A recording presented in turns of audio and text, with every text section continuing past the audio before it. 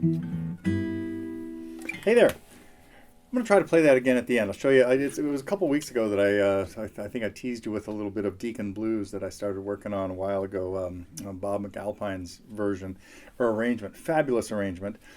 I haven't had too much of a chance to work on it till like yesterday because we've had all kinds of things going on around here.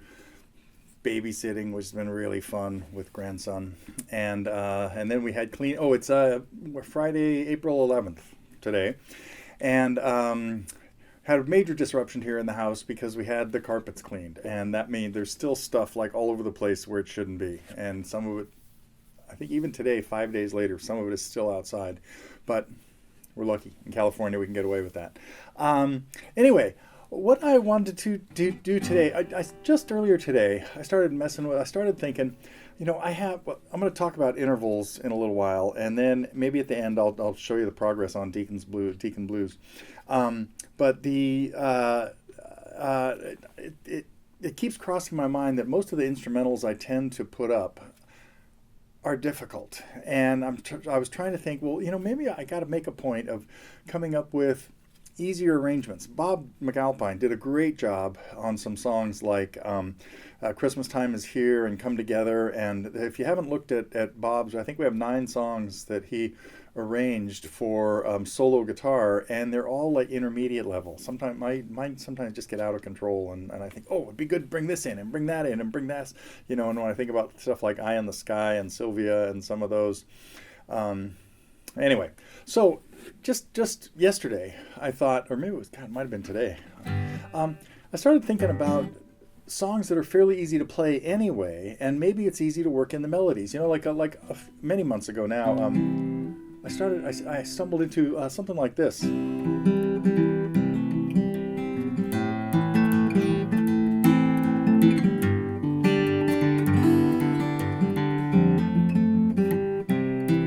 don't know if that's the best key. It starts.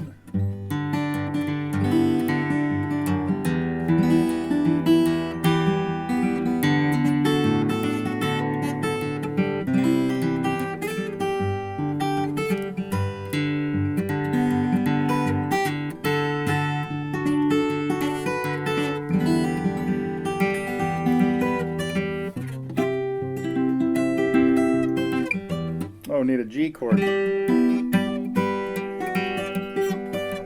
So anyhow, so along that same line, and I never did complete that for anybody that's wondering where is my arrangement of "Take Me Home, Country Roads," but I started thinking, maybe John Fogerty songs fit into this, like.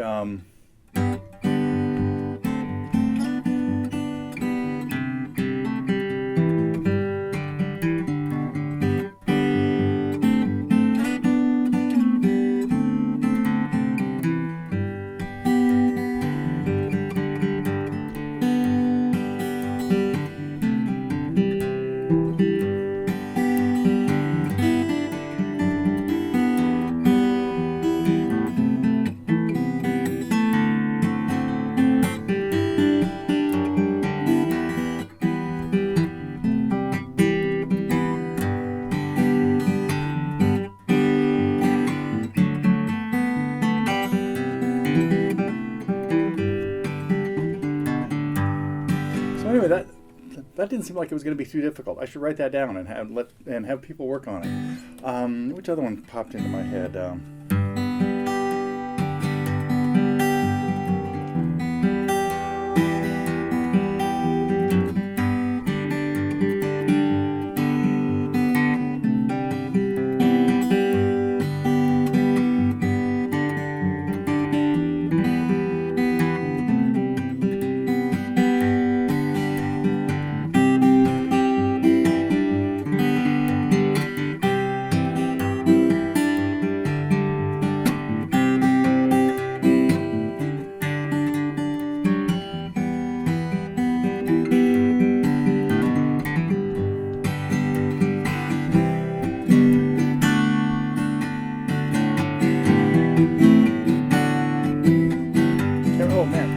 Got that little sequence, how it goes. But anyway, that I think would make a good one. The other, what's his other Rain one? It's got to be in C, right? Yeah.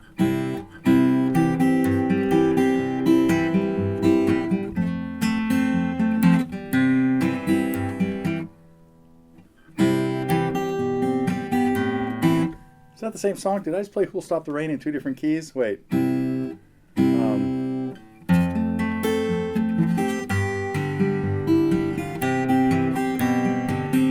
is the one I was looking for.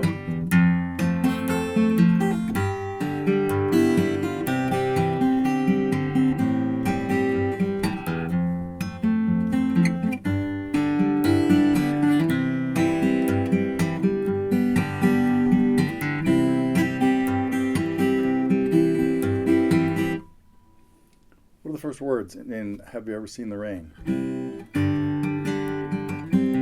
But anyway, those might make good instrumentals. I'm getting off on a tangent here. Don't let that happen. What I really wanted to talk about today was I've had a lot of students lately, and I touched on this last week, was we're talking about common jazz chord shapes, and I'm kind of working on a whole little course for that will be coming, that hopefully I'll get to over this week. But what I wanted to do was talk about when you play a normal bar chord, like a G out of the E family, or even when you play a C chord or a D chord or an E minor or something, it can be really helpful to know what part of the chord each note is, not so much by knowing the notes in the chord, but by seeing the relationships of the notes. And so to review, important thing to remember is the notes on the guitar, the strings on the guitar, are tuned a fourth apart, and the distance of a fourth in terms of frets is 5 frets. So any note, with the exception of the second and third string, it's really the second string that is the aberration in this case. So I might get to that separately. But any two notes at the same fret on the 6th and 5th strings, or 5th and 4th, or 4th and 3rd, are a fourth apart, 5 frets apart. And so we don't very often play chords that have fourths in them, but we play chords that have thirds and fifths in them. So if you think about a C chord, the root and the bass note we're going to play for our C chord is at the 3rd fret of the 5th string. Well, the note on the next string is 1 fret less than a fourth. A fourth would be at the 3rd fret of the 4th string, the F. And so the note that's behind it, that's the third of a chord, because the major third of a chord is a half step less than a fourth. So when you see that arrangement of notes, adjacent strings and the higher one is 1 fret less, that's a major third. If it were 2 frets less, it'd be a minor third. So when I play a C and an E on the 5th and 4th strings, and go to the next string, to the G string, this note is now 2 frets less than the E that was on the 4th fret, on the 4th string, sorry. And that's the distance of a minor third. Well, that's the second distance in a major chord. In a major chord, you have a major third from the root to the third, and a minor third, or only a step and a half, from the 3rd to the 5th. And that's that spacing right there, from the 2nd fret open, the E, to the 2nd fret of the 4th string, to the open 3rd string. So right there we can see that layout of notes is 1, 3, 5, and the same thing's true on a G chord. We've got 1, 3, and 5 there. Now, when we go to, if we play these chords as bars, now I'm playing a G chord as a bar at the 3rd fret and an E shape chord. And if we start thinking about these intervals, now I've got the 6th string at the 3rd fret and the next string at the 5th fret. Well, if I was at the same fret, it'd be a 4th. Now I'm a whole step above that. That's a 5th. So as you probably already know, what's shaped like a power chord is a 5th. And if I go a 4th past a 5th, which would mean the same fret, the 5th fret of the 4th string, I'm back to the root. And that's because from 5 to 8, or to the tonic, or the root, is the same distance as 1 to 4. It's a 4th. So from the 5th of a chord back up to the next root is a 4th. And there's my three-string power chord, where I've got a G, a D, and another G. So there's my octave. Well, the next string is a fret less than that octave. That's that same major third shape, one string higher and 1 fret lower. And the next string is 1 fret lower than that. This time, these are the two strings that are not tuned a fourth apart, they're only tuned a third apart. So two notes at the same fret on those strings is a major third. But this is the part of the chord where we've got the third of the chord going to the fifth of the chord, which is a minor third. And that's why that lays out the way an E chord is shaped, an E family chord is shaped. And so I've got the fifth of the chord then back up here, and at the same fret again on the first string, I've got the note a fourth above the fifth, which is another root or octave. Okay, now I think that's enough of that for now, but that just, you could start thinking about some chord shapes like that, like a chord out of the A family. Why does an A chord not have the same fingering as an E chord? And that's going to come down to the answer being it's the second string problem, where the second string is a fret shorter. If all the strings were tuned the same, or tuned to fourths, I would take my E shape and move it up here and it'd be an A chord. But it's not, because the second string is a fret shorter, so that the note on the second string has to be one fret higher to be the equivalent layout of notes. Okay. I'll pick that up again next week, probably. Let's see. Big announcements. One is we still have 2 spots left in camp. If anybody wants to join us, it's only in 2 weeks. So I know it's getting late, but I had one more person drop out and one more person come back in. So anyway, I think there's a couple spots available now. And that's what it is. We had never mind. Doesn't matter. There are 2 spots left in the April camp, and if we only have 18. No problem. I'm happy with that. But it also is a good time to be thinking about the fall camp, because that one is starting to fill up. So info is going out, or has been going out in emails about that. But that will be September 8th, and I think we're about 2/3 full with that. So there's probably 8 or 10 spots left in that one. But anyhow, you might be thinking about joining us for the fall IGC, September 8th to the 12th. The other big news is, and I talked about this a little bit a few weeks ago, we have gotten a lot of requests over the years for having a way to save lessons you're working on or get back to them quickly. Now, you can always put a bookmark, in your browser for that lesson, but we have got an extension in the works that is kind of like in the last stages of testing right now and reviewing, and pretty soon you'll be able to just install this extension into your Chrome, and we may get it for other browsers later. I think we're working on Safari as well, but for those of you who use Chrome to access Totally Guitars, pretty soon there'll be an extension that you can put in that will have a little spot in the menu that will always bring you back to whatever songs you want to keep there. So really excited about that. Let's see. Okay. Let's see if I can show you what's been going on with Deacon Blues. It's a really fascinating progression in the beginning. This is just a major 7 chord. Last week I was talking about some major 7 chord shapes. And then we get into a dissonant chord sounding, and that's because it's got a couple of fourths in it. The notes in this chord are B, A, which would be a 7th away, D, which is a 4th away from the 7th, and then G. So I've got 3 notes at the 7th fret on the 6th string, 4th string, and 3rd string, and then a G up on the, I'll leave this as a puzzle, as to what would we call this chord. Again, the notes are the 7th fret of the 6th string, 4th string, the 3rd string, and the 8th fret of the 2nd string. Anyway, like a lot of Steely Dan stuff, they throw these together and just keep shifting the playing field. Same thing a whole step lower. Now the same thing a whole step higher. Then the same thing where it started. Then a really out of the chord key. And then a sharp 9 chord. Let's see what happens.